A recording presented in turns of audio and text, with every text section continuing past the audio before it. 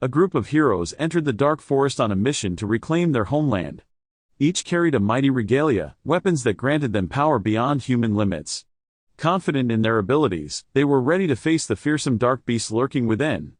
However, upon arrival, their driver was violently thrown into a ravine by one of the creatures. The rest of the group sprang into action as their leader, Stefan, ordered them to form ranks and charge straight into the dark beast's lair. One of the heroes, Cats, sliced through monsters with his whirlwind technique, cutting down anything in his path. Meanwhile, Stefan beheaded a massive serpent-like creature with his sword.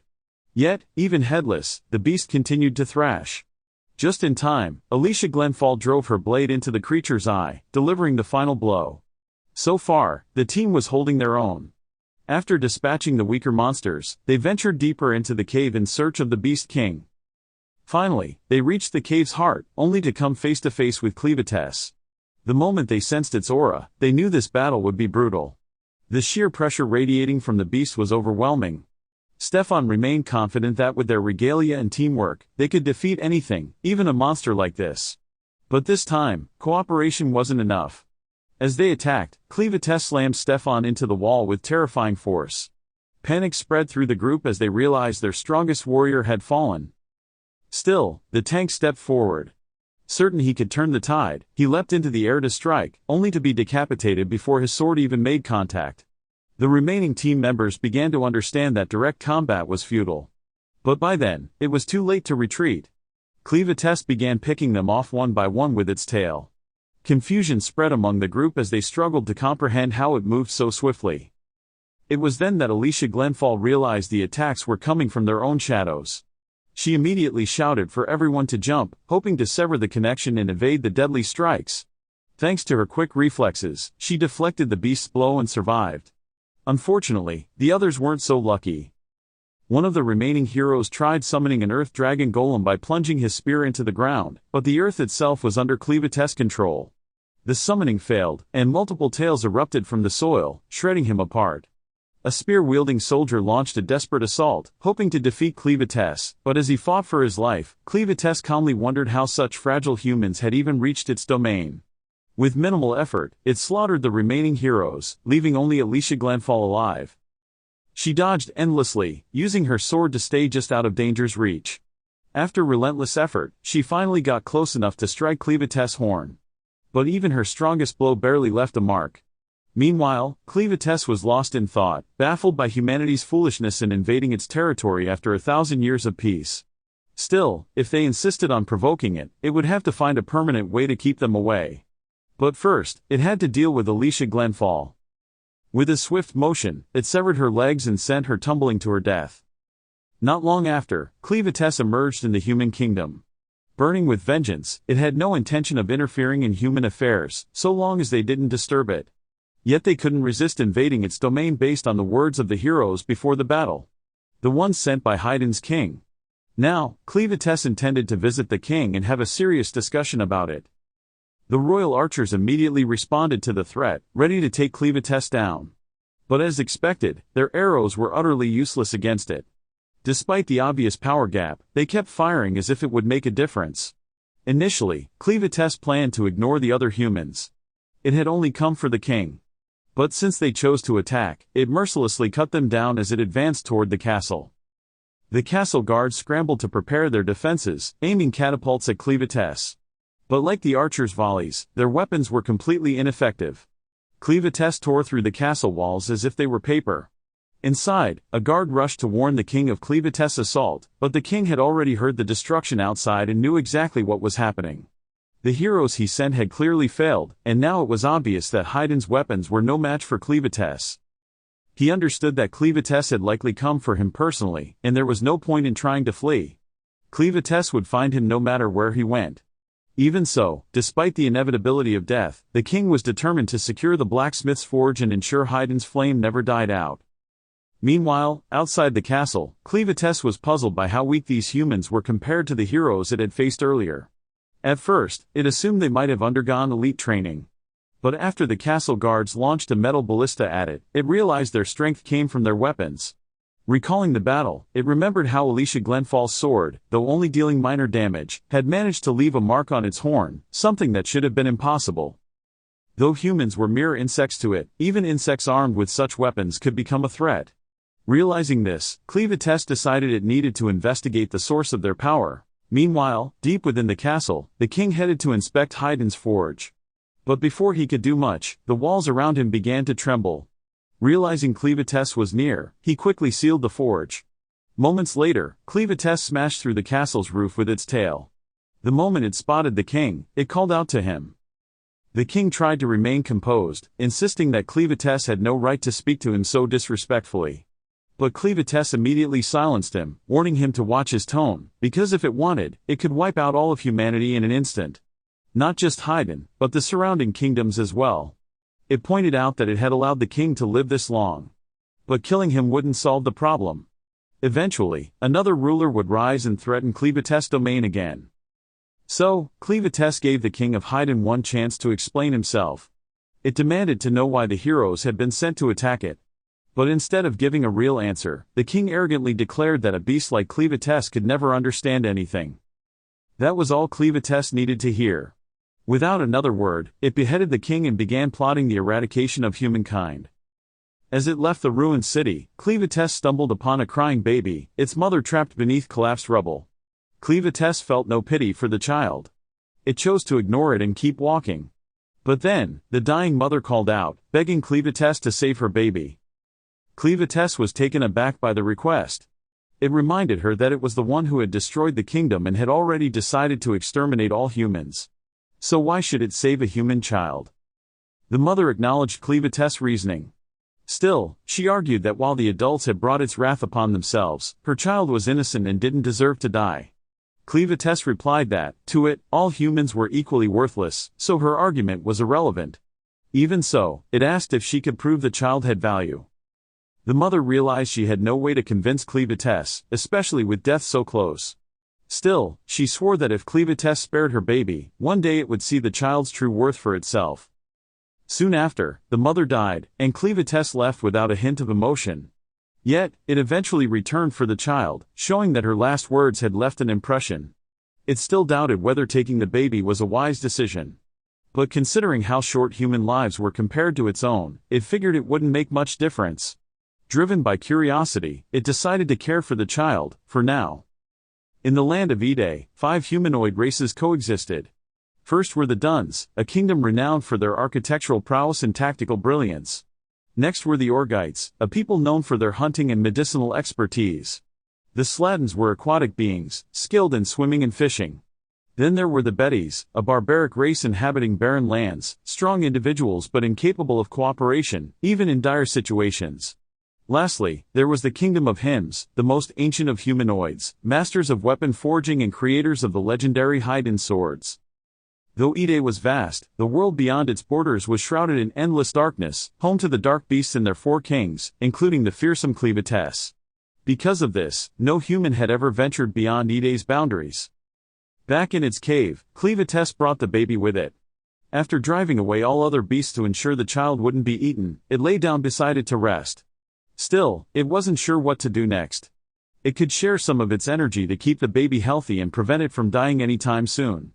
But right now, the child was filthy. Cleavetess hadn't planned on dealing with something like this. So, without hesitation, it picked up the baby and dropped it into a pit full of insects. The baby immediately cried, but Cleavetess calmly explained there was no danger. The insects only ate filth. It had put the child there to clean it. Even so, the experience was terrifying. Even after being taken out, the baby wouldn't stop crying, and Cleavetess grew wary of the incessant noise. Yet, as a king of dark beasts, it couldn't simply abandon the choice it had made. If the child was to survive, it would need a human caretaker. So, Cleavetess headed to the corpses of the heroes it had defeated, hoping one of them could still be useful. Before long, Alicia Glenfall awoke, staring at the sky in confusion. She distinctly remembered dying. She wondered if she was in the afterlife. But when she spotted Cleavetess nearby, she realized she was still in its cave. Instinctively, she reached for her sword, only for Cleavetess to inform her that it had thrown all weapons and her comrades' bodies into the ravine. It explained that Alicia Glenfall seemed useful, so it had chosen to revive her. Right now, she was essentially a walking corpse, only able to move due to the dark energy Cleavetess had infused into her. Then, it ordered her to produce milk to feed the baby. It took Alicia Glenfall a moment to process what was being asked, but Cleavetess was clearly serious. This wasn't a request. It genuinely needed milk. Without waiting for her consent, it used its power to force her compliance. But after several minutes of trying to feed the baby, Cleavetess concluded it wasn't working. Alicia Glenfall pointed out the obvious: she was a virgin who had never borne a child, so of course she couldn't produce milk. She also asked why someone like Cleavetess would bother keeping a baby alive. Cleavetess had no interest in justifying itself to her. But since she couldn't produce milk, it would have to find another use for her. The baby wouldn't die, not as long as it sustained it with its energy, but its hunger would never be satisfied. Frustrated, it demanded to know if Alicia Glenfall had another way to obtain milk. Unable to defy Cleavetess' command, Alicia Glenfall explained that the baby would need a wet nurse. However, that meant going to a human town, something that would undoubtedly cause panic given Cleavetess' current appearance. To avoid this, Cleavetess chose to take on a human form. It adopted the likeness of the child's mother and decided to go by the name Clen, naming the baby Luna. Clen then instructed Alicia Glenfall to lead the way to the nearest village. But before they set off, they stopped so Alicia Glenfall could clean Luna's blanket. As she washed it, she noticed the royal crest of Haydn embroidered on the fabric. Meanwhile, in the ruins of what was once Haydn, news of the destruction had spread. A scout was sent to survey the aftermath, shocked by the devastation caused by a single dark beast. It only reinforced his belief that attacking one of the Beast Kings had been a reckless decision from the start. The timing couldn't have been worse. The assault had occurred on the very day the crown princess was supposed to flee the kingdom with her child. Outside the kingdom, a group of soldiers from the Dun kingdom prepared to take advantage of the situation. They decided to invade Haydn and seize the forge before any other nation could claim it. Back at the river, Alicia Glenfall questioned Clen, demanding to know if it was aware that Luna was of royal blood when it took her. Clen, however, was completely clueless and said it had no idea what she was talking about. Alicia Glenfall explained that the blanket wrapped around Luna bore the royal crest, something only the royal family was permitted to use. Thinking back, Clen recalled finding Luna beneath the castle's rubble, which aligned with her noble status. Even so, this revelation didn't change its plans. Alicia Glenfall pressed further, asking what Clen meant by the castle's rubble. Clen casually replied that it was the one who had destroyed Haydn and killed the king the night before. Alicia Glenfall was stunned, struggling to believe that Haydn was truly gone. But Clen reminded her that they had attacked it first. To it wasn't a big deal. But Alicia Glenfall insisted that it was. If Clen had truly wiped out Haydn, and Luna was the only surviving noble, then countless people would soon come after her. Clen didn't understand why. Alicia Glenfall explained that only members of Haydn's royal family possessed the ability to use the unique forging techniques behind the creation of Haydn weapons. But as soon as the words left her mouth, she realized she had said too much. Until now, Clen hadn't given much thought to what it planned to do with Luna. But if the child was truly that important, it considered making her the new human king. That way, it could manipulate everything from the shadows. And if humans ever crossed the line again, it would be in the perfect position to destroy them completely. For now, though, they still needed to find milk for Luna. So, Clen urged Alicia Glenfall to hurry. Alicia Glenfall still didn't understand why Clen was so fixated on the child. But one thing was clear: if anything happened to Luna, Clen would likely exterminate every human on the continent. With that in mind, Alicia Glenfall knew she had to protect Luna at all costs. But while Clen was distracted, a bandit sneaked up from behind, and before it could react, he struck, knocking it unconscious. A few hours later, Alicia Glenfall regained consciousness and realized she was chained inside a moving carriage. Clen, relieved that she had woken up, casually explained that they had been captured earlier. However, he wasn't too worried at the moment because Luna was asleep. Alicia Glenfall, on the other hand, was deeply concerned, especially since she couldn't understand how the bandits had managed to defeat Clen so easily. She asked if Clen had become as weak as an ordinary human in this form. But Clen clarified that wasn't the case. He still possessed all his powers. It was just that this was the first time he had taken human form, and he hadn't realized how fragile a human skull was. Clen reassured her that now that he understood the limitations of his body, nothing would catch him off guard again. Alicia Glenfall felt relieved, but if Clen had regained his full strength, she wondered why he hadn't freed them yet. Clen explained that he was playing the role of an ordinary human. Until he succeeded in crowning Luna as king, he preferred to conceal his true nature. Besides, one of his motivations for all this was to study human behavior, and he was intensely curious to witness the darker side of humanity firsthand. With that in mind, he was still puzzled by the current situation, so he asked Alicia Glenfall for an explanation. Alicia Glenfall told Clem that they had been ambushed by bandits, scum of society. Given their current predicament, it seemed the bandits planned to sell all the captives to slave traders. Clem wanted to know how strong these bandits really were. Alicia Glenfall replied that, by human standards, they weren't particularly powerful. However, they wouldn't hesitate to use underhanded tactics, making them difficult to deal with. She assured Clem that most humans weren't as vile as these bandits, so he shouldn't judge all of humanity based on their actions. When they arrived at the bandit camp, the prisoners were ordered out of the carriage. One man, unwilling to be sold as a slave, tried to escape. But with his wrists bound and his legs weighed down by chains, he didn't get far. The bandits watched as the man attempted to flee. One of them swiftly drew a knife and hurled it into the man's back, killing him instantly. The bold bandit then warned that anyone who dared to escape or defy them would meet the same fate. Fear gripped the other slaves so strongly that none dared resist. Clem was fascinated by the unfolding scene. As he and Alicia Glenfall were about to move forward, a bandit approached and ordered Alicia Glenfall to come with him. Clem allowed her to be taken, curious to see how events would unfold. Suddenly, a woman shouted at Clem for not working. Since Clem was now considered a slave, he decided to comply and walked toward her. However, as soon as the woman noticed Clem carrying a baby, she called for someone named Neloru. Neloru was an exhausted and somewhat clumsy slave working in the tavern, stuck doing all the hardest labor. When Karma yelled for her, Neloru tripped and fell. Karma scolded her for dropping sheets everywhere, and Neloru quickly apologized. Despite the mess, Karma ordered Neloru to take care of the baby. The moment Neloru saw Luna, her face lit up. She adored babies. Meanwhile, Alicia Glenfall was taken to the office of the bandit leader, Verco. However, Verco immediately berated his underlings for not calling him boss. While the other bandits thought he was joking, Verco insisted he was serious. If they didn't acknowledge him as their leader, he'd have no choice but to release his pet, Betty. Alicia Glenfall was shocked to learn that Verco had a troll, a terrifying dark beast from the west. Even more surprising was that Verco had managed to tame it into a loyal companion. At that moment, Verco pulled out a crystal pouch that Alicia Glenfall had been carrying when captured. He pointed out that such crystals were only found in Mount Luna, a territory ruled by Cleavites, one of the 4 Dark Beast Kings. That meant it was impossible for ordinary people to obtain them, let alone get close to the area. He knew that the Kingdom of Haydn had recently sent a team of heroes to fight Cleavites, but according to reports, they had all been defeated. Verco also recalled that among them was a woman who resembled Alicia Glenfall. He noted how Cleavites had devastated Haydn after the hero's failure, causing a great tragedy for its people. However, for the Irvensis bandit group, this turn of events was the best outcome they could have hoped for. Verco drew his sword, startling Alicia Glenfall. She couldn't believe someone like Verco was wielding a monohydrite sword. He boasted that this sword, forged from rare metal, granted its wielder immense power. However, he admitted he had never felt that power surge himself, because the sword he held was a fake. Only members of the royal family could create genuine magic swords.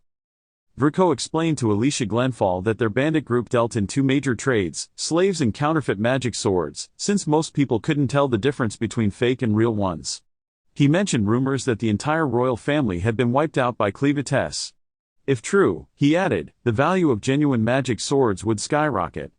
He claimed that the 13 regalias, forged directly by the king before his death, would be worth a fortune, though they were believed to have been lost during the battle with Cleavites. Verco was confident that with Alicia Glenfall under his control, he could track down the regalias and sell them for massive profit. He ordered his men to make Alicia Glenfall guide them to the regalias in the morning. After that, they could do whatever they wanted with her. Meanwhile, Clem worked as a tavern servant. Neloru was busy feeding Luna, so things remained peaceful, until a bandit approached, yelling at Neloru to fetch more ale. Neloru set Luna down and obeyed, but even though she complied, the bandit still struck her, kicking her in the back. Next, another bandit shouted at Clem to bring meat. Clem obeyed without hesitation, serving the meat without a word of protest. The bandits were surprised by how docile he was, convinced he would make an excellent slave. However, Karma still felt uneasy, something about him felt off. The horns on his head made Karma suspect he might have Orgite blood, but his skin was too pale for that, and his emotionless eyes didn't fit those of an ordinary boy. Meanwhile, Nelluru quietly carried ale when one of the bandits deliberately tripped her. She stumbled, spilling all the ale on the floor. The bandits immediately blamed her, using it as an excuse to drag her outside for punishment. They took cruel pleasure in her suffering. After beating her mercilessly, they walked away as if nothing had happened, returning to their usual routine. Suddenly, a purified dark shadow enveloped the bandits' bodies, leaving no trace behind. Clem then sought out Nelluru and asked for her help. Luna was hungry and needed milk. Confused, Nelluru agreed to nurse the child. As Luna fed, Clem took the opportunity to question Nelluru. He wanted to know her identity and why she was allied with the bandits. Nelluru began to share her story. She had been born in a slave camp and never knew her father, but she remembered her mother clearly. Life had never been easy for them. From what Nelluru recalled, the bandits had constantly tormented her mother. Yet, her mother endured all the suffering just to protect Nelluru. But when Nelluru was around 12, her mother suddenly disappeared. She didn't know if her mother had died or managed to escape. After her mother vanished, the bandits redirected their cruelty toward Nelluru, torturing her for entertainment. The abuse cost her most of her teeth and left her with only one functioning ear. Her situation improved slightly when Karma took her under her wing. After that, the bandits no longer made her the target of their sadistic games. Now, she even had a purpose, producing enough milk to feed starving babies. Clem found Nelluru's story intriguing, but based on what Alicia Glenfall had said, a woman could only produce milk if she had given birth. So, he asked Nelluru where her baby was. Nelluru's face darkened as she softly explained that she didn't have one, her baby had been stillborn. When Karma first told her the news, Nelluru had sunk into despair and genuinely wished for death. But the next morning, when she woke up, she found a random baby nursing from her. Realizing the child would starve without help, she let it drink as much as needed. After that, more babies were brought to her to nurse, and so she became the village wet nurse. Though her life was far from easy, she was determined to do her best to ensure the babies depending on her milk were cared for and happy. Clem had heard all he needed, so he thanked Nelluru for her story and invited her to join him. He wanted her to be Luna's wet nurse. Though usually wary of humans, he sensed Nelluru's kindness and trusted her. Nelluru appreciated the offer, saying it meant a lot to her. But she didn't believe Clem could actually leave this place. After all, he was a slave like her, so she gently declined. At the same time, several bandits guided Alicia Glenfall across a bridge. When she realized they were leading her toward a flooded mine tunnel, fear gripped her. Inside the mine, she saw a man approaching the dock, holding a hook. The bandits laughed heartily, knowing what was coming. Though it was clearly a trap, the man chose to proceed. The bandits swore they'd free him and his wife if he retrieved treasure from the depths of the lake. As he dove in and began swimming downward, Alicia Glenfall screamed for him to get out, warning that the mine was supposedly infested with monsters. Seconds later, a monster leapt from the water, clamping its jaws around the man and tearing him apart right in front of his wife. Alicia Glenfall was horrified by the gruesome sight, but the bandits were thoroughly entertained by the man's brutal death. The aquatic creatures were known as Urvensis, first appearing during the Great Flood 300 years ago. Now, they were trapped in the depths of the flooded mine. Even Cordwar, the greatest hero of his time, had been unable to fight them, and that was when there was still solid ground to stand on. Now, with the entire mine submerged, defeating the Urvensis was nearly impossible. The enchanted sword once wielded by that hero was known as Stream Splitter. Alicia Glenfall suspected that was the treasure the bandits had ordered the man to retrieve. But despite offering freedom in exchange for the risk, they had never truly intended to let him live, even if he had succeeded. Alicia Glenfall cursed them as scum. But the bandits reminded her that her hands were bound, her legs weighed down by steel, and she was stranded on a high bridge in the open air. She wasn't in a position to insult them. Worse, more bandits eagerly awaited their turn to torture her all night, especially Fito, who wanted to hear her screams. With limited options, Alicia Glenfall had hoped to avoid invoking Cleavet's curse. But now, she saw no alternative. Swiftly, she dislocated her shoulder, twisted her arm over her head, and slammed Fito's head between her shackles, forcing him to cut the bridge's ropes with his knife. The impact sent them both crashing onto the mine floor below, and the moment they hit the ground, both died. When the bandits saw Alicia Glenfall's body below, they began to panic. They needed her alive to guide them to the 13 lost regalia. Meanwhile, inside the cave, Alicia Glenfall awoke. Kept alive only by the curse of immortality granted by Cleavet's. Though the curse prevented her from dying, it did not heal her wounds. Now broken and bleeding, she lay paralyzed, helpless. Every bone in her body was shattered. And with so much blood lost, escaping on her own was impossible. Worse yet, if the bandits discovered she was still alive, she would be in even greater danger. She struggled to move until the blood leaking from her body floated into the air, and suddenly, Cleavetess appeared before her. Alicia Glenfall was startled to see her in a diminutive form. But Cleavetess explained that it was because she was using the blood magic inside Alicia to manifest herself. That same magical blood was what kept her immortal body alive. If she lost all of it, she would die forever. However, Cleavetess assured her that as long as she remained valuable to her, she would replenish all the blood in her body. After that, she should recover from her injuries. Alicia Glenfall was relieved to hear this, but she soon realized Cleavetess hadn't started healing her yet. Curious, she asked what was holding her back. Cleavetess replied that she would do so shortly, but first, she had a question. She explained that she had just found someone ideal to be Luna's wet nurse. Though she was a demon, she could see that Neluru was mistreated here.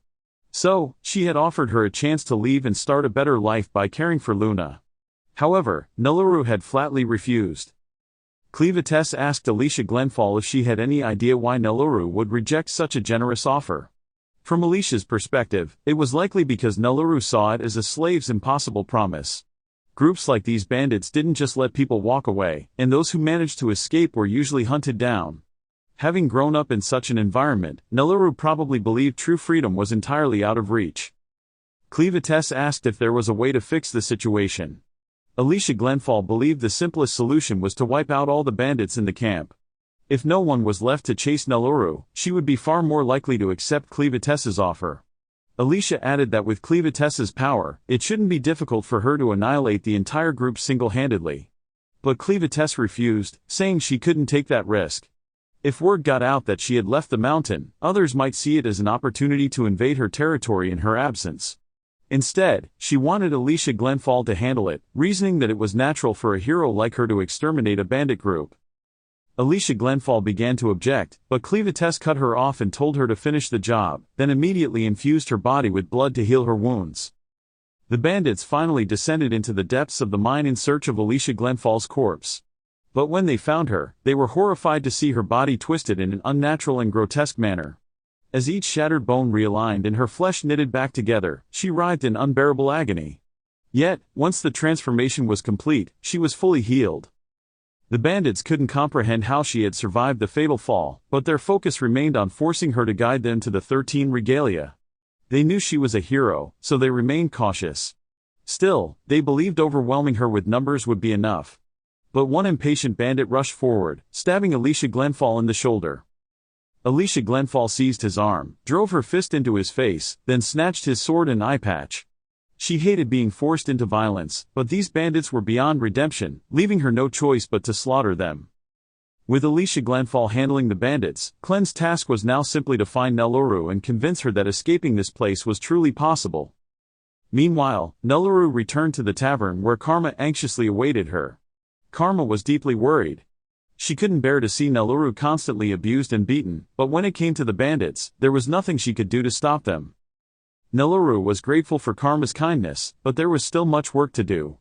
Karma asked her to start by cleaning the dishes. Then, noticing that Neluru seemed unusually cheerful despite her injuries, she asked if something had happened. Neluru hesitated to call it anything good, but she admitted it had lifted her spirits. Neluru asked Karma about the outside world, which surprised Karma, as Neluru had never shown such curiosity before. Karma wondered why she was asking, so Neluru explained that unlike Karma, who had been brought to the camp, she had been born there and had never seen the outside world. She figured Karma must know something about it.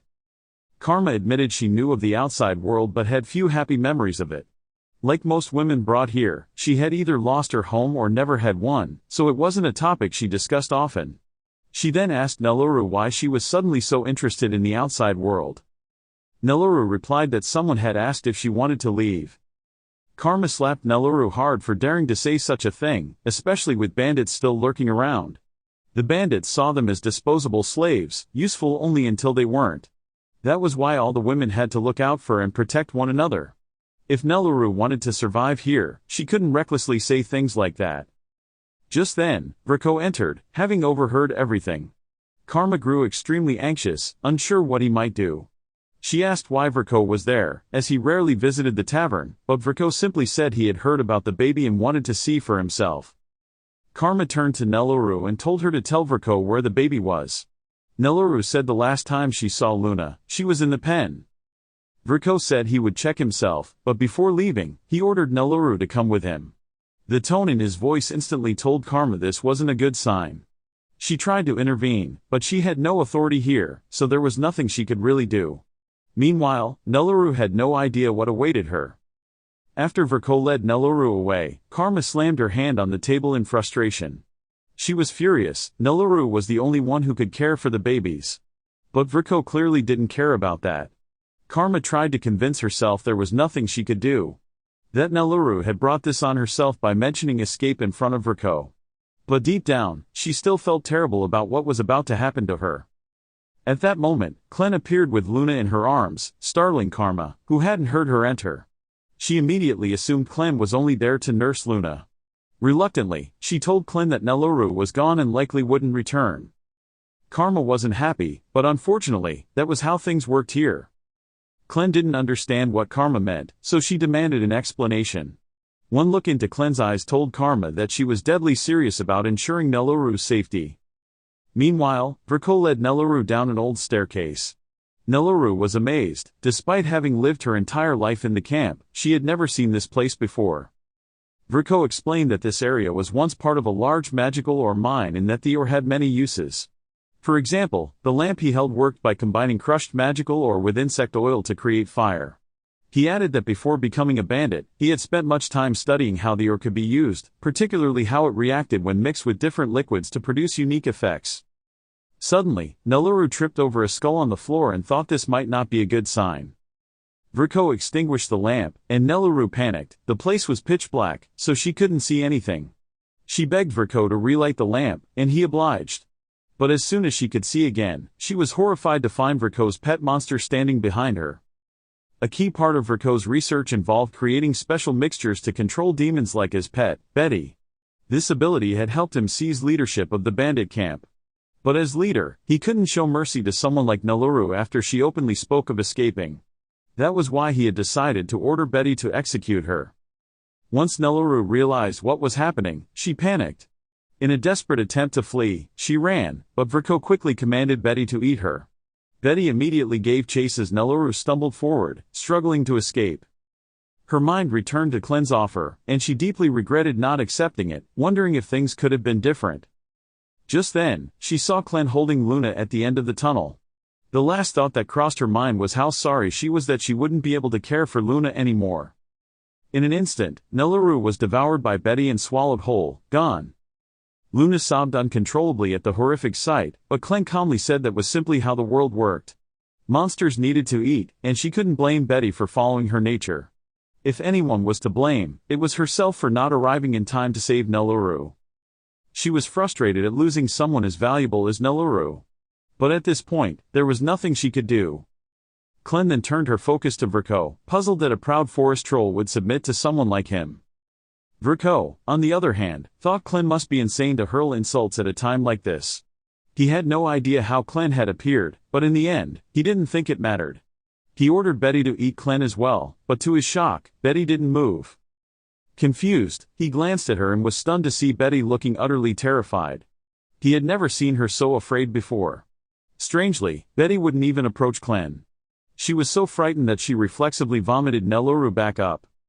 However, Nelloru was drenched in stomach acid and missing an arm and a leg, leaving her in terrible condition.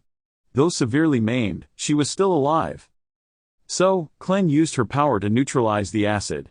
Then, she gently placed Luna beside Nelloru so she could provide comfort in Nelloru's final moments. Clen then used one of her shadows to carry Luna and Nelloru away while Verko wasn't looking. When he turned back to face Clen, he was shocked to see them gone. He assumed Clen must have used some kind of magic, but Clen didn't even know what magic was. Verko believed Clen was feigning ignorance. Magic was the only explanation for everything she had done. Simply put, magic involved using enchanted stones and specific materials to produce supernatural effects. For example, the drug hidden in Verko's coat was made from maranicite, certain herbs, and parasitic fly larvae. In short, it made anyone but him utterly docile. After using it on Betty, she had become completely obedient to him. Verco poured the drug into his fire, releasing a cloud of vapor. Once Betty inhaled it, she lost control and attacked Clen in a wild frenzy. Clen's body was thrown aside as if she were nothing, unable to fight back effectively since she couldn't access much of her power in human form. As Clen flew through the air, all she could think was how furious she was that Alicia Glenfall had never mentioned a single word about magic. Meanwhile, Alicia Glenfall was still fighting the bandits, having taken down a dozen of them. But many remained, and the sword she had taken from one of the bandits had already broken. If she planned to slaughter every last one, she would need a stronger weapon. With that in mind, she ran out of the cave. There were still about 50 bandits left. And even with her immortal body, exhaustion was a threat. If she ran out of stamina before finishing them off, she was done for. Alicia Glenfall finally reached the water, only to find a monster lurking beneath the surface, ready to devour her if she dove in. So, she climbed to the top of the scaffolding, planning to lure the bandits after her. Once enough had followed, she cut the support ropes, sending most of them plummeting into the water below. With so many bodies in the water, the monster went wild, tearing the bandits apart one by one in a bloody feast. Meanwhile, Alicia Glenfall managed to slip away unnoticed by hiding inside a barrel. Since she didn't have to worry about drowning, she let herself sink to the depths of the lake, right where the legendary sword awaited. However, as the barrel sank deeper, holding her breath until reaching the bottom turned out to be far more difficult than she had anticipated. Alicia Glenfall soon felt the intense pain and pressure she had mentally prepared for before diving. The crushing force dulled her senses, and the lack of oxygen made her entire body throb with discomfort. Though she knew she wouldn't die even if she ran out of breath, it took tremendous willpower to resist her body's instinct to swim back to the surface. After several minutes, she finally reached the bottom and tumbled out of the barrel. In the distance, Alicia Glenfall spotted the red glimmer of the enchanted sword and instinctively swam toward it. Though her body felt unbearably heavy and difficult to move, she knew that claiming the sword would grant her extraordinary power, enough to make returning to the surface effortless. But just as she was about to grasp the sword, a pair of enormous red eyes snapped open before her. Only then did Alicia Glenfall realize the truth. She wasn't standing on the lake bed, she was standing on the back of a colossal creature that had just noticed her presence. The massive beast began to rise, releasing a powerful current that flung her backward. At that moment, Alicia Glenfall understood that this monster was the reason the legendary hero had been defeated here. Still, Alicia Glenfall quickly refocused on the sword and made another desperate attempt to seize it. But before she could fully reach it, the giant creature opened its maw wide, sucking her in with tremendous force. She couldn't fight the current, but at the last second, she managed to grab the sword. Just as the beast swallowed her, her arm became lodged between its jaws. Then, she remembered her father's words. He had once told her that Alicia Glenfall had more potential than anyone to awaken the power of the legendary sword, and that was what would make her a truly exceptional hero. Summoning every ounce of her strength, Alicia Glenfall shattered the monster's jaw. Once free, she locked eyes with the beast and channeled the full might of the enchanted blade. With a swift swing, she slashed through the water. To Alicia Glenfall, the sword felt as though it could cleave through water like butter. A horizontal slash propelled her forward almost like a darting fish, making it the ideal weapon for underwater combat. The colossal monster gave chase, and Alicia Glenfall could hardly believe something so enormous even existed. She suspected it must be one of the ancient dark beasts, legendary creatures that had lived for thousands of years. Such beings usually slept for centuries in the most remote regions of the continent. But this one had been roused from its long slumber when humans began mining arcane sight. As these thoughts raced through her mind, Alicia Glenfall neared the surface, but Urvensis spotted her. She knew that without air, she stood no chance in the coming fight. Yet Urvensis was already above, waiting. With a powerful swing of her sword, she launched herself upward, slicing through one of the monster's limbs as she burst from the water. The bandits recognized the legendary blade in her hand. Still, they prepared to attack, determined to claim the regalia at any cost. But before they could act, the enormous beast emerged from the lake, its tentacles thrashing wildly and devouring every bandit in its path. Using the sword's power, Alicia Glenfall severed the creature's tentacles, but she knew she couldn't defeat it alone. Realizing this, she decided to let the monster deal with the bandits and turn to leave. However, before she could go, the bandits desperately cried out to her, begging for their lives and swearing to obey her every command if she saved them. But Alicia Glenfall knew all too well that these scoundrels would betray her, or anyone else, at the first opportunity. So she ignored their pleas and continued on her way, leaving the giant beast to finish its work. As a hero, Alicia Glenfall felt uneasy leaving the colossal creature alive, but she reassured herself that as a water-dwelling being, it likely wouldn't leave the lake. Besides, she had completed her mission, eliminating the entire bandit group as Cleavetess had ordered. As far as she was concerned, her job here was done. Suddenly, Alicia Glenfall heard Clen's voice and looked around to find him, but Clen quickly explained they were communicating telepathically. He admitted he couldn't see everything clearly, but judging by the blood scattered around, he was certain Alicia Glenfall had accomplished her mission. Alicia Glenfall immediately snapped at him, furious that Clen hadn't stepped in to help when it was clear how much she had struggled. Clen apologized, explaining that he had been preoccupied with his own troubles, something that shocked Alicia Glenfall. She had never imagined the mighty Dark Beast King could have difficulty with anything. But Clen admitted he had encountered unfamiliar magic, and his human form was far more fragile than he had expected. He accused Alicia Glenfall of hiding the truth about magic from him and warned that once he returned, she would face punishment. Still, he reassured her that she had defeated Verko's pet. Meanwhile, Verko fled in terror, stunned that Clen, who seemed like an extraordinary sorcerer, had obliterated his troll with a single strike. Suddenly, he stumbled upon Neloru's lifeless body with Luna beside him. The sight of the boy sparked an idea. Maybe there was still a way to turn things around. Alicia Glenfall, having received Clen's orders, hurried toward him and immediately noticed something odd about the strange smoke lingering in the air. Clen eyed the sword she carried, but when he demanded it, Alicia Glenfall refused, saying she had gone through too much to obtain it. Clen didn't press further and explained that the smoke interfered with the dark beast's senses, which was why he had struggled to find Luna. He considered reverting to his true form to disperse the smoke but worried it might collapse the cave. Instead, he turned to Alicia Glenfall and told her to handle the situation. Alicia Glenfall argued that not just anyone could use magic, it required the ability to draw out the hidden power within a Ranicite, something only certain individuals could do. She admitted that while she knew a little about magic, she couldn't wield it herself. Clen was utterly baffled by how incompetent she was as a hero.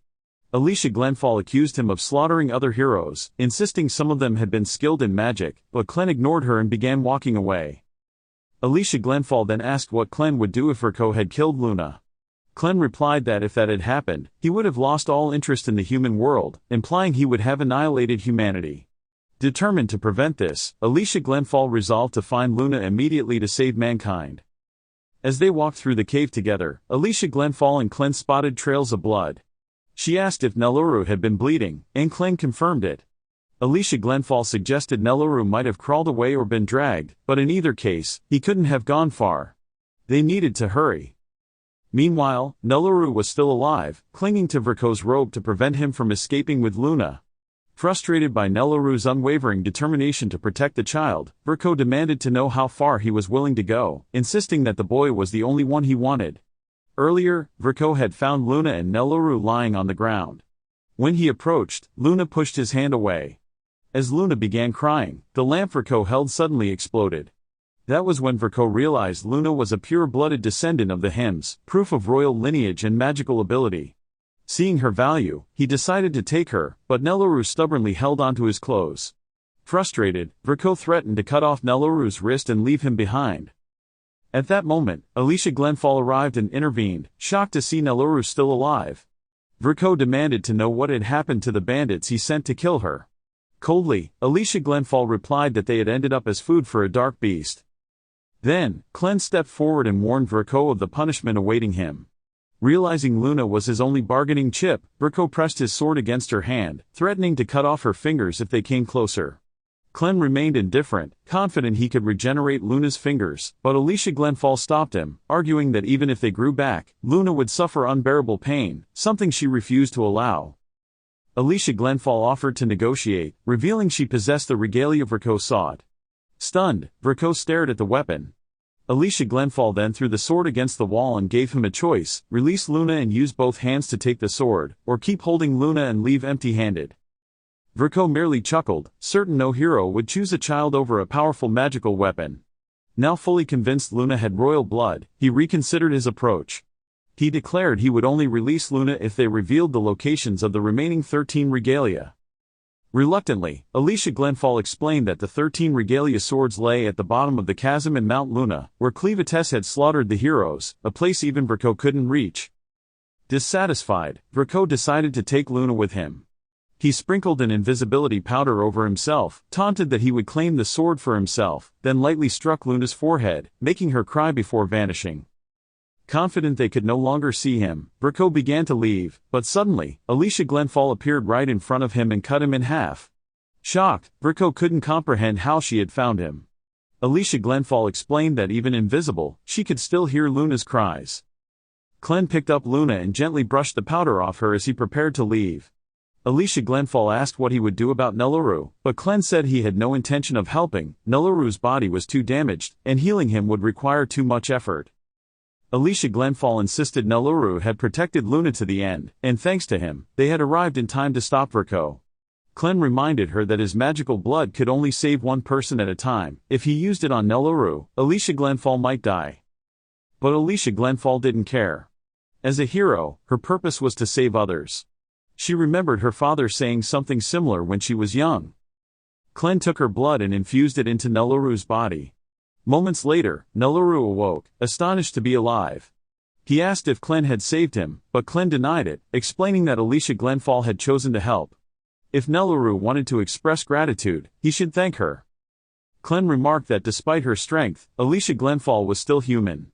But now that he had restored her mana, she should wake soon. A short while later, Alicia Glenfall opened her eyes and instinctively reached for her sword. Relieved to find it still at her side, Clen then told Nelaru that he had been reborn under a new name, Nelaru.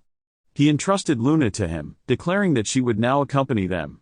And this time, Nelaru enthusiastically agreed to his offer. The next morning, Clen and Alicia Glenfall were in a local town where Clen took Alicia Glenfall's sword, saying he confiscated it because it was too conspicuous. Clen didn't want to draw unnecessary attention, so he dropped it, and the sword sank into the ground while Alicia Glenfall whined. Clen told her to be grateful he didn't throw it away. Nelaru returned with a heavy load on his back and informed them that he had gathered everything they needed for the journey. He even managed to find some cute clothes for baby Luna. Alicia Glenfall said he did a good job, but what worried her more was the fact that Nelaru carried all those heavy items with ease. Nelaru said it was no problem and that his body felt very light despite carrying the supplies. Alicia Glenfall heard this and fell silent. She remembered that Nelaru had lost most of his body, so she wondered if Clen had finally given him parts of the bodybuilder bandit's corpse. Alicia Glenfall had been dead at the time, so she didn't see how Clen had repaired Nelaru's body. At this point, Nelaru was in such a good mood that he even offered to carry Alicia Glenfall's sword and armor. It was quite adorable, as he was just trying his best to be useful. However, Alicia Glenfall said that unfortunately, she no longer had a sword or armor.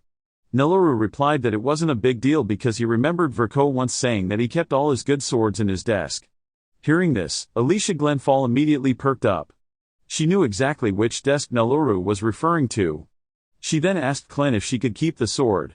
Clen realized that Alicia Glenfall was essentially useless to him without a sword, so he allowed it.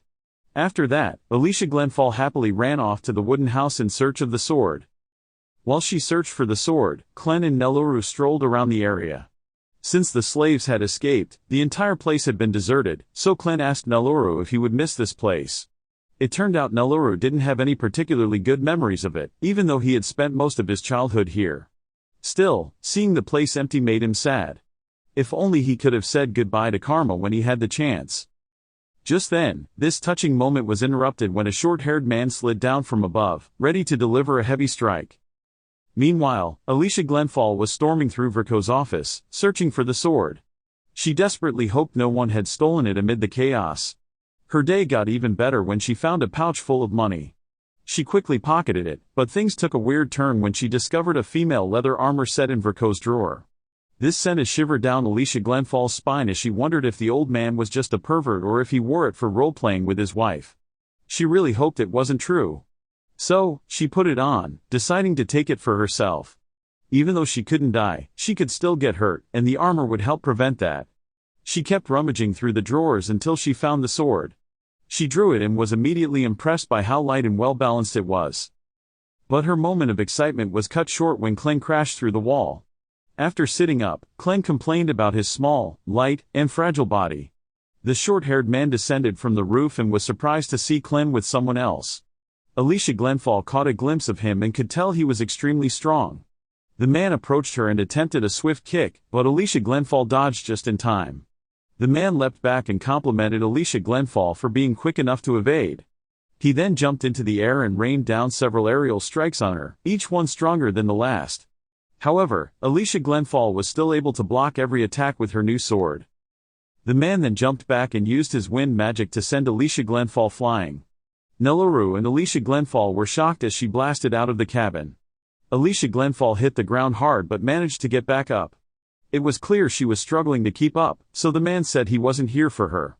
He was only here for Luna, so he was willing to let her go if she wanted. But from the looks of it, Alicia Glenfall showed no signs of backing down. She needed to carefully time her next attack. If this didn't work, she would have to use her stream splitter technique. Her eyes turned pure white as she unsheathed her sword. She then charged at him and unleashed her hidden rising dragon technique. But just before she could slash his throat, Clem stopped her by manipulating her blood. He smacked Alicia Glenfall's face and told her to stop. After that, he explained that this man had likely attacked them due to a misunderstanding. He then turned his attention to the man's knee. If Clem hadn't stopped Alicia Glenfall at that moment, that kick alone would have torn her apart. Even so, the man openly admitted that he had attacked them because he smelled a western troll on Nellaroo. But Nellaroo quickly replied that it was probably because he had been swallowed by the monster. Beyond that, the man had also been told that there was a small man among them capable of controlling monsters. In the cave, when he faced the monster's corpse, its arms and legs had been torn apart. Clem was clearly the small man among them, so the man assumed he was the one who controlled and killed the troll. Clem heard his deduction but didn't give a clear answer. Instead, he first ordered Nellaroo to take Luna and wait at the village entrance. Once Nellaroo was gone, Clem explained to Alicia Glenfall that this man was a fellow dark beast. He had taken human form, but he was clearly hiding something. Alicia Glenfall was shocked to hear this. But what surprised her even more was that the man was under the influence of a powerful illusion that even prevented Clem from seeing his true form. It turned out there was only one creature capable of using illusions that strong, Zothier of the Mirage. The man was stunned that Clem knew all this. He demanded to know who Clem was. Clem introduced himself as the Dark Beast King who had taken human form, just like him. The man realized they shared the same goal, so he decided to reveal his true form. He then transformed into a giant eagle with glowing white eyes. His name was Gart, and he was a servant of Lord Zothier, the Dark Beast King of the West. Now that Gart had revealed his background, he demanded that Clem prove he was also a dark beast. But Clem didn't want to bother transforming his entire body, so he simply showed his tail. That should have been enough to convince him. After Gart returned to his human form, Alicia Glenfall seemed frozen in fear as she realized there were two dark beasts casually looking and speaking like humans. This made her wonder if there were others besides Cleavetess. Had all the battles fought by heroes been pointless? Clem read Alicia Glenfall's thoughts and told her to calm down. Not many dark beasts could take human form and speak human language. Besides, dark beasts generally disliked involving themselves with humans, so there was no need to worry.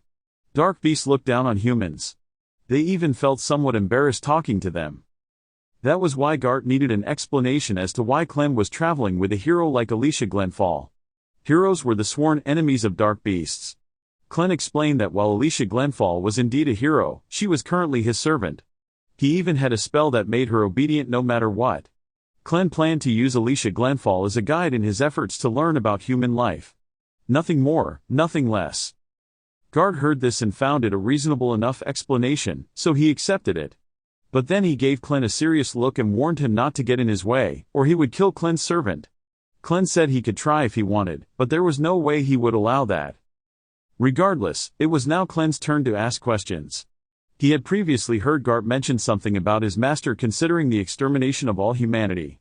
Clem found that very unlike Zothier, especially since he knew Zothier was the type who enjoyed observing humans for fun. Gart understood his suspicion, so he explained that it all started 3 days ago when he was flying through the Great Western Forest. He saw a group of dark beasts, but strangely, one of them suddenly disappeared.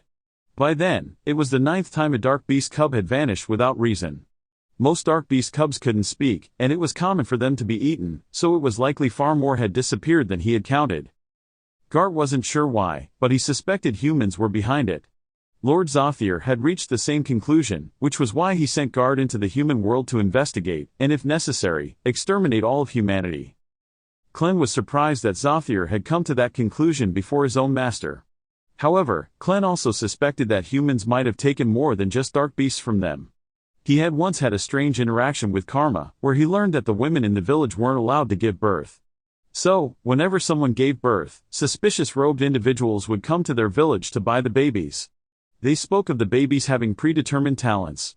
The woman had even seen Verko with them. Even Verko seemed afraid of their abilities. In that village, giving birth was against the law. Even if a child was born, they would only be sold cheaply. So, the women did their best to avoid pregnancy to preserve what little dignity they had left. Clem considered the fact that someone out there was buying human babies and also kidnapping dark beast cubs. That couldn't be a coincidence. The people buying human babies must be connected to Verko somehow. And at the same time, Verko had a pet troll. Clem suspected that the talents they spoke of indicated deep magical involvement in this matter. Clem asked Alicia Glenfall if she had any idea what was going on, but magic wasn't her expertise, so she knew nothing about it. To her, however, it sounded like the work of sorcerers, who used magic as a tool for war. Sorcerers had emerged in recent years, completely changing the way battles were fought by leveraging magic to their advantage. The first person to bring magic onto the battlefield was General Drell, the Dragon Slayer, the same man who had killed Alicia Glenfall's father. General Drell was facing the forces of East Highgate, led by Rod Royce. Rod Royce had just received a report that their front lines had been annihilated. He needed at least 50,000 men to stand a chance against Drell's forces. But he had no more than 6,000, meaning his entire army wouldn't even be able to slow them down. But Rod Royce didn't give up. He had a plan. His theory was that if they could enter from the western gate on Lynn's side, they could seal the gate and fight even with the 6,000 men they had. However, executing this plan required Haydn's cooperation. He had already sent envoys about it but hadn't received a response. He assumed it was because the situation inside the fortress was chaotic. There were rumors that Clevites had destroyed the castle. If true, he suspected General Drell was pursuing the royal family's blacksmith. Without it, he wouldn't be able to forge regalia. Mikkel worried that if they succeeded in taking the blacksmith, they would be able to mass-produce regalia as they pleased. Rod Royce explained that Haydn's blacksmith was the oldest magical artifact, and if magic researchers could study it, they might uncover all its secrets, potentially leading to the downfall of every nation. Just then, a messenger on horseback rushed in and informed Rod Royce that the larger eastern gate had suddenly opened. At the gate, Drell met with Maynard Swan, a strange man with literal golden eyes. Maynard Swan informed Drell that he had confirmed the death of Haydn's king. The crown princess had been secured in a safe location. The only problem now was the king's 6-month-old son. That child was the only one they were certain had royal blood. Rumors said he had been taken by a black-haired boy and was now missing. There was no way to confirm if he was alive or dead, but strangely, a crow had just informed him that they had found the Haydn baby, and his hair color matched the one they were looking for. He believed it was worth investigating. General Drell heard this and ordered Maynard Swan to begin the investigation and ensure the baby was brought back by the time he arrived in Hydrat. The next morning, Clen and Neluru were seen together at the edge of the forest. Clen had just been served a strange black liquid and seemed somewhat suspicious, but Neluru told him it was just coffee.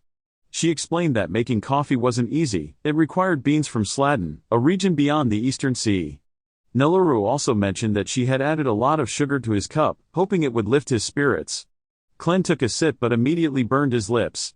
The coffee was too hot. Frustrated, he realized he couldn't drink anything hot because his human tongue was too thin.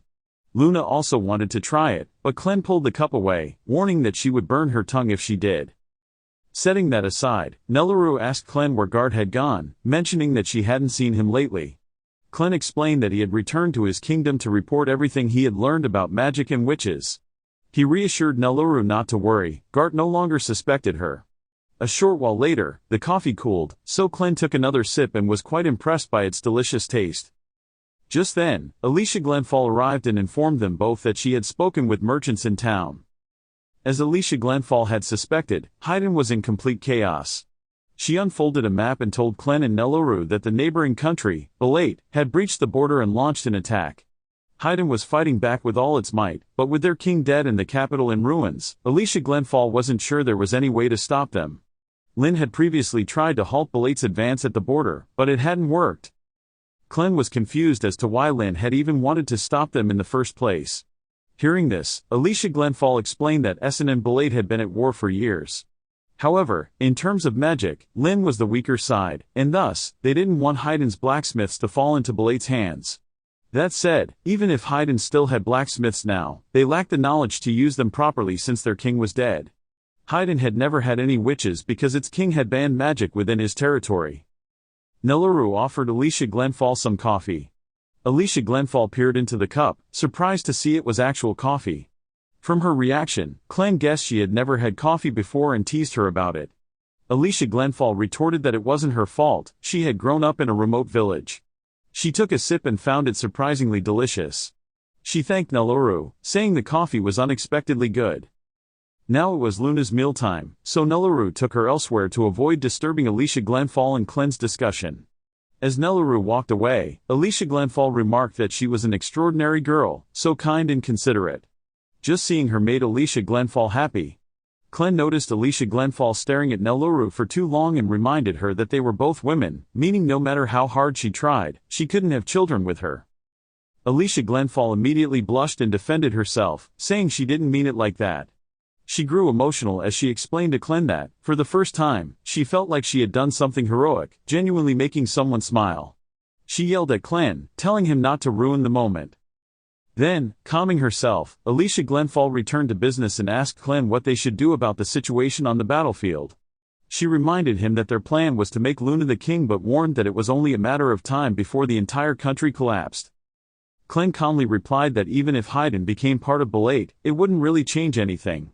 So, he asked why Alicia Glenfall was so concerned. She explained that if Belate took over, Luna wouldn't be able to become king since she was of Haydn descent. Clem acknowledged that this would indeed be a problem. Alicia Glenfall continued, explaining that the greater risk was if Luna were discovered and captured. Pure-blooded Haydn infants were rare, and just by looking at Luna, it was obvious she had royal blood. If Haydn fell to Belate, Luna would lose her place in the human world. The Haydn royal lineage held the secret to purifying arcane sight ore. It was clear Belate would go to any lengths to obtain it, and Alicia Glenfall was certain only one person could lead an entire army to achieve that goal, General Drell, the Dragon Slayer. Alicia Glenfall said her father had been retired for years, living in hiding, but Drell had gone to great lengths to find and kill him. She still remembered that traumatic moment as if it were yesterday, standing by her father's side as Drell drew his sword and delivered the final blow. Afterward, Drell had no issue with Alicia Glenfall, so he simply walked away, consumed by emotion. She had nearly attacked him, but her father, with his last strength, grabbed her hand and warned her not to fight Drell, she would only die. His final words were that she would become a great hero one day. Then he collapsed, lifeless, leaving Alicia Glenfall to weep and scream in grief. Returning to the present, Alicia Glenfall told Clem that if he truly wanted Luna to live in the human world, he would have to drive out Belate's forces and protect Haydn. Clem sighed and said it was troublesome to protect something he had already decided to destroy one day. Since Clem was leaving, Alicia Glenfall wanted to come too. But Clem told her to stay and protect Luna and Nellaroo. His main reason was that he didn't want anyone to know that he, a dark beast king, was working with humans. He couldn't risk his reputation. So, if he was going, he needed a strong excuse. Clem reasoned that if Drell and the other witches were secretly kidnapping dark beast children, it made sense for him to confront them. At the same time, he planned to test just how strong these witches really were. Clem knew Alicia Glenfall wanted revenge for her father's death. But he told her to stay calm, she had no role in this. After all, she had promised her father never to fight Drell under any circumstances. In fact, before he died, he had told her that war went against the path of a hero. But deep down, Alicia Glenfall didn't even see herself as worthy of being called a hero. She saw herself as nothing more than a walking corpse kept alive by Cleavet's dark blood. So, she felt it was only natural to want revenge for her father. However, Clem responded with a simple question: who decides whether you're a hero or not? Clem didn't believe that wielding a sword or even slaying dark beasts automatically made someone a hero. With that, he asked Alicia Glenfall why she had decided to become a hero in the first place. She explained that she had become a hero because she wanted to make the world bigger and better. Hearing that, Clem told her that ever since she met Nellaroo, her world had become bigger and better. Alicia Glenfall stared at him in shock. Clem had never told her to stop being a hero. But if she wanted to give up after everything she'd done, he honestly didn't care. With that, Clem turned and walked toward the forest to confront Drell and the witches. But before he got far, Alicia Glenfall stood and called out for him to be careful. Clem glanced back, his horns glowing as he said, "I'll be fine." Then he transformed and took off, creating a powerful gust of wind that nearly swept Luna away, but Nellaroo caught her just in time. She asked Alicia Glenfall where Clem was going, and Alicia Glenfall replied that he would be back soon, whether he liked it or not. Meanwhile, things were looking grim for Haydn. Their second fortress had just been destroyed by Drell and his forces. Rod Royce watched from a distance, stunned to see the fortress walls fall so easily. Mikkel asked what their next move was, but Rod Royce said nothing. He simply mounted his horse and rode forward. Mikkel followed and told Rod Royce that Drell's forces had crossed the border without permission. At the rate they were moving, he was sure they would reach Hydrip before reinforcements arrived. But even though the odds were slim, Rod Royce said they had to try to stop them. He directed their attention to the wide, shallow river ahead. Their plan was to use the crossing to cut off the enemy. At the same time, Alicia Glenfall and Nellaroo walked through a deserted town when they spotted one of the surviving bandits being beaten by the townspeople. Nellaroo immediately clung to Alicia Glenfall, still traumatized from her previous encounter with them. The two decided to take a nearby alley to avoid attention. Just before they slipped away, the bandit saw Alicia Glenfall and shouted to the crowd that she was the one who had released the giant octopus in their fortress. But when they turned to look, no one was there, so they continued beating him. That same day, the townspeople finally hanged 9 bandits. Because of this, rumors began to spread. Maybe the stories about the giant octopus in the Elba mines were true. With Cleavites attacking Haydn and Belate's forces advancing, the situation looked dire. Still, no matter what happened, their top priority was protecting the town at all costs. They planned to arm anyone who could wield a weapon, from the oldest to the youngest. Meanwhile, in front of the inn, Alicia Glenfall looked back and could tell the entire town was on edge, just as she had expected. She then called Nellaroo's attention and asked her to address her by name, not as a hero, while they were in public. For now, she thought it best to hide her status. After that, they entered a suspicious-looking inn. The moment they stepped inside, 2 men began questioning Alicia Glenfall. Just then, their mother entered and told them to be quiet before they woke the baby with all the noise. The 2 men were Phil and Pete. Their mother scolded them with sharp insults for treating customers poorly, but they pointed out that Alicia Glenfall had an eye patch and a sword, making her look somewhat suspicious. The woman introduced herself as Carrie, the innkeeper. Just by looking at Luna, Carrie could tell she was of pure Him's descent. Her pale pink hair and pointed ears were unmistakable. She asked what they wanted. Alicia Glenfall quickly replied that she and Nellaroo were guards serving an important person and were currently protecting the child. Carrie listened to their story and decided to trust them, assuming the important person they mentioned was someone fleeing Hydrid or something similar. Honestly, Carrie didn't care about their motives, she just wanted them to spend money at her inn. Alicia Glenfall said she wanted to book a room with a safe bed for the child, along with food. Carrie told her payment was usually upfront, costing 2 silver coins per night with a minimum stay of 2 nights. Alicia Glenfall handed over 4 silver coins. Once the payment was settled, Carrie told them their room was upstairs. Before they headed up, she ordered her sons to help Nellaroo with her luggage, but Nellaroo insisted she could carry it herself. Still, they insisted on helping, and when Nellaroo let go of the bag, one of them struggled to hold it because it was too heavy for him. Phil and Pete helped carry their belongings to the room, and Alicia Glenfall was honestly quite pleased with the decor. Before leaving, Carrie told them to call if they needed anything. With that settled, Alicia Glenfall and Nellaroo decided to put Luna to sleep. But what they didn't know was that Maynard Swan had been watching them through the eyes of his insect subordinates. Now that he had confirmed Luna's location, he sent a swarm of insects to capture the child. Meanwhile, Alicia Glenfall stood by the window, wondering if Cleavites had reached the battlefield yet. She then checked on Luna and asked Nellaroo if she was still asleep.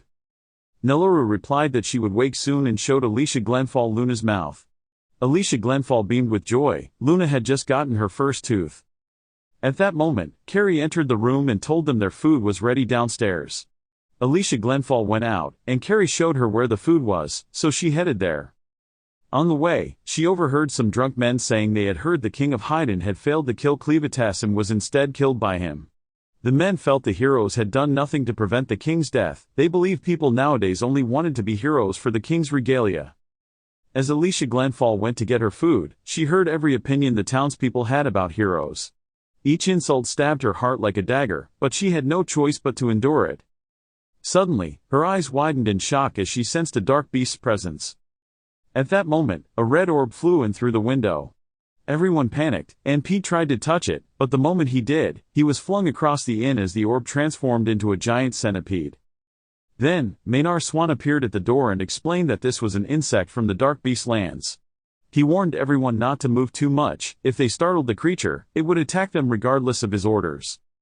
Alicia Glenfall immediately realized how bad the situation was and instinctively reached for her sword, only to remember she had left it in the room. Just then, one of the terrified patrons panicked and jumped out the window to escape. Outside, the man was instantly snatched up by one of the waiting insects. There were thousands of them out there. He was lifted into the air, and the swarm devoured him as a late-night snack. Maynard Swan casually informed everyone about the swarm, just in case anyone else thought of fleeing. He also revealed that he had ordered the insects to surround the entire town, ensuring no one could escape. Then, he gave a proper introduction. He was the highest-ranking witch in General Drell's army, and his main reason for coming here was to see if there was a pure-blooded Hims baby in town. Things grew worse when Alicia Glenfall heard Neluru scream, followed by Luna's cries. Nia, one of Drell's other witches, had reached them. Her orders were clear: capture Luna at all costs.